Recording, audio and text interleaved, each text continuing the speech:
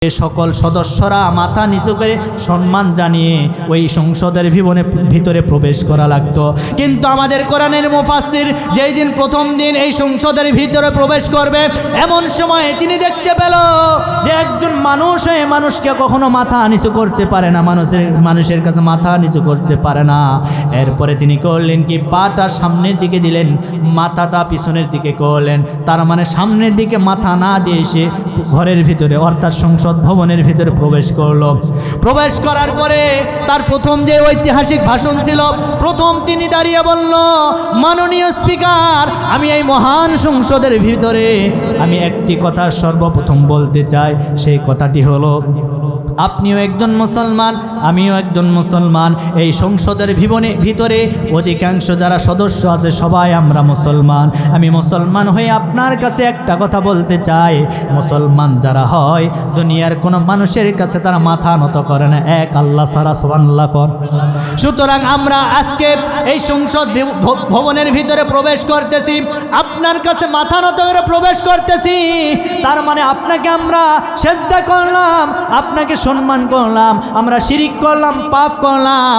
আর এই সংসদের ভিতরে যত সদস্য আছে, যেই সমস্ত সদস্যরা যেই এলাকা থেকে নির্বাচিত হয়েছে, যারা ভোট দিয়েছে, রায় দিয়েছে, আজকে আমরা যদি শিরিক করে পুরো বাংলাদেশ শিরিকের ভিতরে নিমজ্জিত হয়ে যাবে।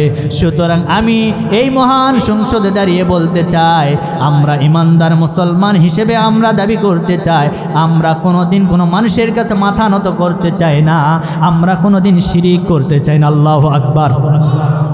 এই কথা বলার পরে পুরো সংসদ ভবন উত্তপ্ত হয়ে গেল। সামান্য কয়েক মিনিটের আলোচনা। এরপরে আমাদের কোরআনের মুফাসসির বলল, এই কথাগুলি বলার পরে মাননীয় স্পিকার বলেছিল, আজকে এই মহান সংসদে গুরুত্বপূর্ণ একটি আলোচনা হয়েছে। সুতরাং আজ থেকে 7 দিন পর্যন্ত এই সংসদ ভবনটা মুলতবি ঘোষণা করলাম। যতক্ষণ পর্যন্ত ওই গেটটা উঁচু করা না হবে, ততদিন পর্যন্ত এই সংসদ আর পরিচালিত হবে না। আল্লাহু আকবার। এইবার অনুমতি দেওয়ার পরে 7 দিনের ভিতরে গেটটাকে আমার ভাইরা উঁচু করলেন।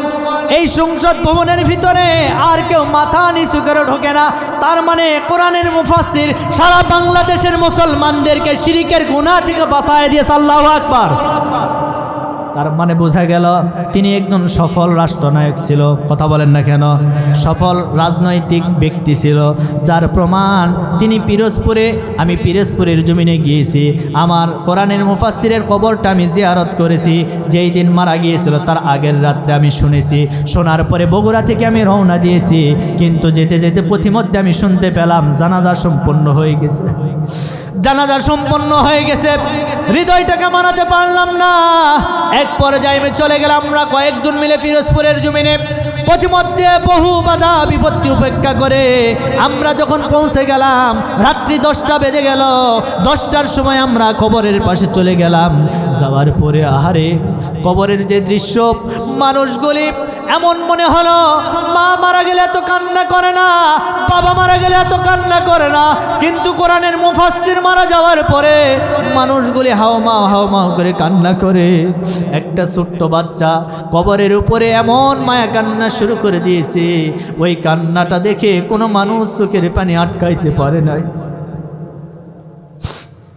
আমাদের কোরআনের মুফাসসির এমন ভাবে বিদায় নিয়ে চলে গেল, আমরা তো বলবো সে মারা যায় নাই, তাকে শহীদ করা হয়েছে। কথা বলেন।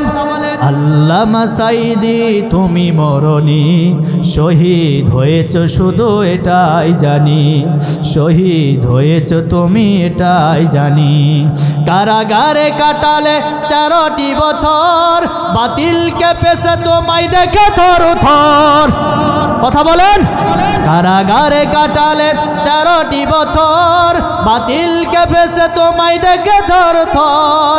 তাই তো তোমায় ভাবি প্রতিদিনই, শহীদ হয়েছ তুমি এটাই জানি, শহীদ হয়েছ শুধু এটাই জানি। কথা বলেন ঠিক কিনা?